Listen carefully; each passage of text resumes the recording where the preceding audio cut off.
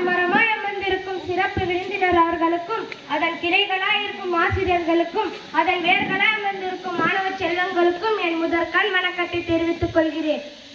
கவிதைகளாலும் பாரதியார் அவர்கள் வெள்ளையர்களை இந்தியா விட்டு வெளியேற்றி சுதந்திரம் அடைந்த 1947ஆம் ஆண்டு ஆகஸ்ட் 15 இருந்தாலும் நமக்கென்று ஒரு சட்டம், நமக்கென்று சில உரிமைகள், இறுதியாக நமக்கென்று ஒரு அரசியல் சாசனம் என்று இயற்றிய டாக்டர் B.R. அம்பேத்கர் அவர்கள் அத்துணை சட்டங்களும் நம் தேச தலைவர்களால் 1950ஆம் ஆண்டு ஜனவரி மாதம் 26ஆம் தேதி குடியரசு தினம் இந்தியாவில் முதலாக கொண்டாடப்பட்டது.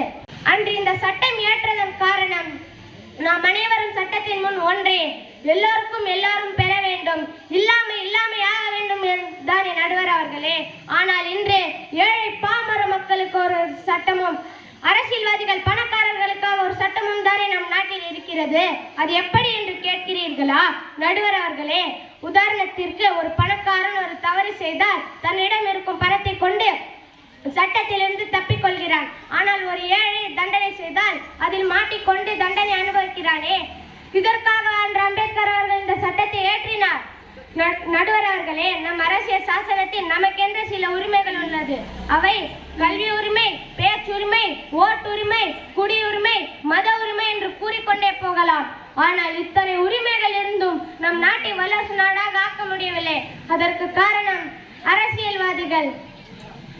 உதாரணத்திற்கு, அரசியல்வாதிகள் பெரும் தொழிலதிபர்கள் நம் இந்தியாவில் இருக்கும் வங்கியில் கோடிக்கணக்கில் கடனை வாங்கிவிட்டு திருப்பி தரவில்லை என்றால் அவர்களுக்கு தண்டனை இல்லை. ஆனால் ஒரு ஏழை விவசாயி கடன் வாங்கினால் திருப்பி தரவில்லை என்றால் அவர்களை சட்டத்தின் முன் கொண்டு சேர்க்கிறார்கள். இதுதான் இன்றைய நிலைமை. இந்த நிலைமை மாற வேண்டும் என்றால் படித்து பட்டம் பெற்றவர்களே அரசியலுக்கு வர வேண்டும் என்ற சட்டம் கொண்டு வர வேண்டும்.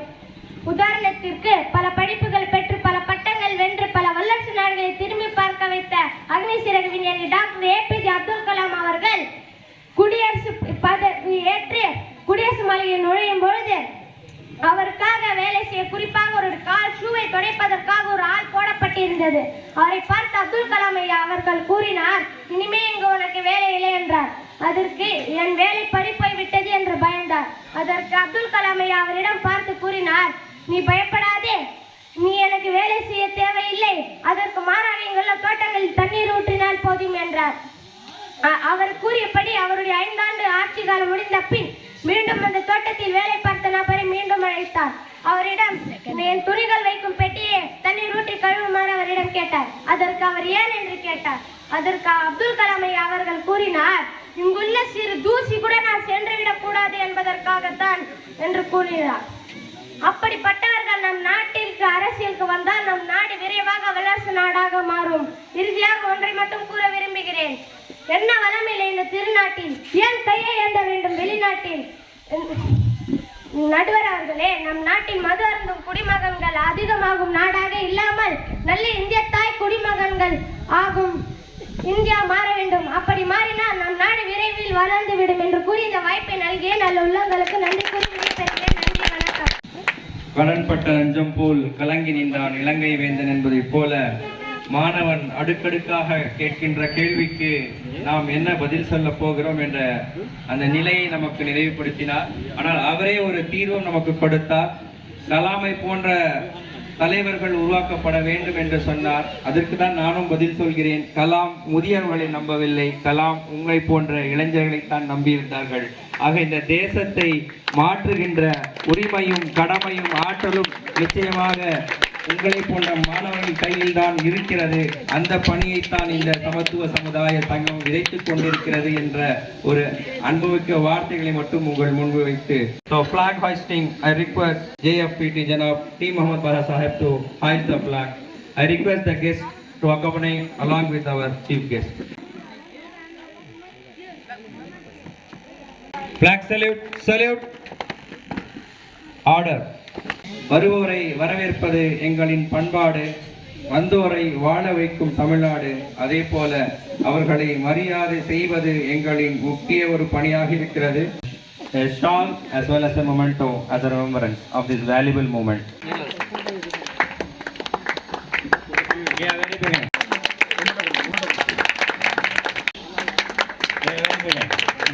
லாஸ்ட் பட் நாட் லீஸ்ட், எங்களுக்கெல்லாம் ஆசிரியர், இந்த சமத்துவ சமுதாய சங்கமம் என்ற பெயரினை விதையாக வைத்தவர் எங்களின் பேராசான் திரு மீரா மைதீன் அவர்கள். இப்பொழுது ஜனாப் டி முகமது பாசாய் அவர்களை கௌரவிப்பார்கள். जल रहा है यहाँ अमन का एक दिया, यौमे जमहूरिया यौमे जमहूरिया। जमहूरियत में हुकूमत अवामी होती है। पंचायत से लेकर असेंबली और पार्लियामेंट तक नुमाइंदा का चुनाव आवाम करते हैं। जमहूरी मुल्क में बसने वाले हर फर्द को मजहबी आज़ादी हासिल होती है। मंदिरों में घंटियों की आवाज होगी तो मस्जिदों के मीनारों से अजान की आवाज आएगी। चर्चों में इबादत की आज़ादी होगी, गिरदवारों में गिरंत साहिब का पाठ होगा। कोई किसी मजहब पर उंगली नहीं उठाएगा, तमाम शहरियों को यकसा हुकूक हासिल होते हैं। जमहूरियत का यह पैगाम तो यकीनन हर शख्स को जीने का हक देता है, चाहे वो ऊंची इमारत में रहने वाला, चाहे वो एक करोड़पति हो या एक झोपड़ी में रहने वाला, ना बिना मोहताज शख्स, चाहे वो कार की सवारी करने वाला, ये गरीब आदमी हो या पैदल चलकर स्कूल जाने वाला, एक प्रोफेसर, जमहूरियत की निगाह में सब बराबर है। दोस्तों, आए हम यौम जमहूरियत के मौके पर अहद करें कि हम अपने मुल्क कौम के लिए जहां तक मुमकिन होगा अपने को तैयार रखेंगे और इस दामन में किसी की दाग को भी महफूज रखने के लिए दिलो जान से कोशिश करेंगे। आमीन व आखिरु दवाना अल्हम्दुलिल्लाह। An important day for our country. It is time to remember the people who made our constitution a set of rules that help make our country fair and equal for everyone. ये तिरंगा का जश्न है, दिल में देश प्रेम का बहाव, आओ मिलके याद करें वतन को। यही कहता है गालिब भी, यही सब लोग कहते हैं, यही कहता है गालिब भी, यही सब लोग कहते हैं। हमें रास्ता दिखाने को खुदा का नाम काफी है। या मेरे अल्लाह, या मेरे अल्लाह, या मेरे अल्लाह, या मेरे अल्लाह, या मेरे अल्लाह, या मेरे अल्लाह, या मेरे अल्लाह, या मेरे अल्लाह। सलाम अलैकुम। பிறகு அந்த அம்மாவுடைய போர்டு வந்து திருப்பி வைக்கிறாங்க. திருப்பி வச்சிருந்தா டீச்சர்னு எழுதிருக்கு. யார் அந்த டீச்சர்னா, அந்த டாக்டர், அந்த லாயர், அந்த கேப்டன் 3 பேரும் உருவாக்கின டாக்டர் டீச்சரா இருக்காங்க. அதனால எனக்கு ஒரு நம்பிக்கை இங்க பிறந்துடுச்சு.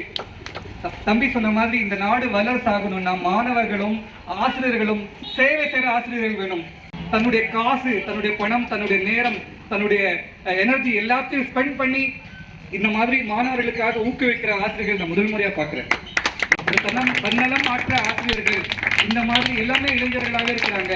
இந்த மாதிரியான இளைஞர்களை வளர்த்தால், இவர்களை பக்குவப்படுத்தினால், இவர்களை மேம்படுத்தினால் கண்டிப்பாக இந்த நாடு வளர்ச்சாகும் என்று நம்பிக்கையுடன் இந்த அருமையான வாய்ப்பு நல்கிய அனைத்து நல்லுள்ளங்களுக்கும் நன்றி பாராட்டி விடைபெறுகிறேன். நன்றி நன்றி நன்றி. ஆனால் ஒரே ஒரு பையன் மட்டும் அழகாக தான் சொன்ன மாதிரி புக்கு படிச்சுட்டு இருக்கிறான். பைலட் என்ன பண்ணாருன்னா, எமர்ஜென்சி லேண்டிங் பண்ணணும் சொல்லிட்டு ஒரு எமர்ஜென்சி லேண்டிங் ஆயிடுச்சு. லேண்டிங் ஆயிட்ட பிறகு பக்கத்தில் உட்காந்துருக்க ஒரு பெரியவர் கேட்டாரா, தம்பி எல்லாரும் இங்கே பதட்டமாக இருக்கிறோம், நீ மட்டும் ஹாப்பியாக இருக்கிறியே எப்படி? அந்த பையன் சொன்னா, நான் ஏன் கவலை பண்ணும், பைலட் வந்து எங்கள் ஃபாதர். அப்போ நிறைய பேரண்ட்ஸு அவங்க பசங்க கூட இங்கே வந்திருக்கீங்க. உண்மையிலேயே நான் வந்து பேரண்ட்ஸ் தான் பாராட்டுவேன் எப்பவுமே. சரி, அடுத்தது வந்து நம்ம கலைஞர் ஐயா சொன்னாரு, நான் நீ என்று சொன்னால் உதடுகள் வட்டாது, நாம் என்று சொன்னால் தான் உதடுகள் வட்டும். அதே மாதிரி தான் இந்த சமத்துவ சமுதாய சங்கமம் நீங்க இருக்கிறதுனால தான் நாங்கள் இந்த சமுதாய சங்கத்தை வந்து உருவாக்கிட்டு இருக்கோம். இதே மாதிரி உருதுல ஒரு கஹவத் இருக்கு, ஏக் கதம் காமியாபி கே நாம். நம்ம ஒரு கதம் எடுத்து வச்சுட்டோம். இன்ஷா அல்லாஹ் அல்ஹம்துலில்லாஹ் இதுக்கப்புறமா சக்சஸ் நம்ம வந்து பார்க்குறோம்.